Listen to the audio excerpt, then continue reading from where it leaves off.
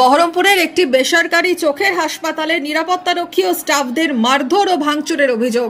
ঘটনাকে ঘিরে সোমবার দুপুরে চাঞ্চল্য ছড়ালো বহরমপুর স্টেডিয়াম সংলগ্ন ওই হাসপাতালে। জানা গেছে, এদিন হঠাৎই 25 থেকে 30 জন দলবল নিয়ে হাসপাতালে ঢুকে পড়েন। তাদের দাবি ছিল কারো চোখের পাওয়ারে সমস্যা হয়েছে।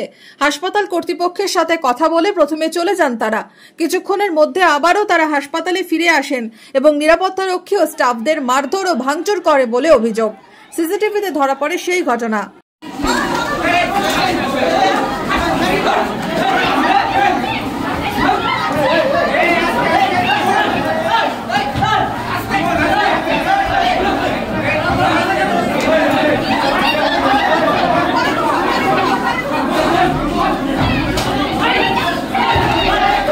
হঠাৎ করে 25-30 জন লোক ঢুকে পড়ে।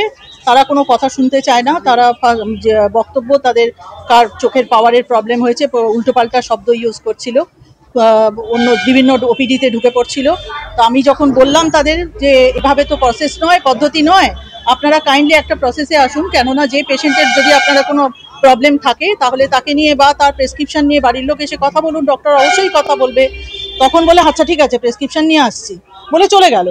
আবার সেকেন্ড রাউন্ড সদল বলে ঢুকে এলো এবং মারধর করতে শুরু করলো। আমাদের সিকিউরিটি, আমাদের স্টাফ সবাইকে একদম ভাঙচুর করে দিলেন। সমস্ত আমাদের ওপিডিতে ডক্টরের রুমে স্লিট ল্যাম্প, যেটা অপথলমোলজিস্টরা মেনলি যেটা দিয়ে কাজ করে, সিস্টেম ভাঙচুর হলো ইত্যাদি। আমরা পুলিশে ইনফর্ম করেছি, পুলিশ এসেছিলেন।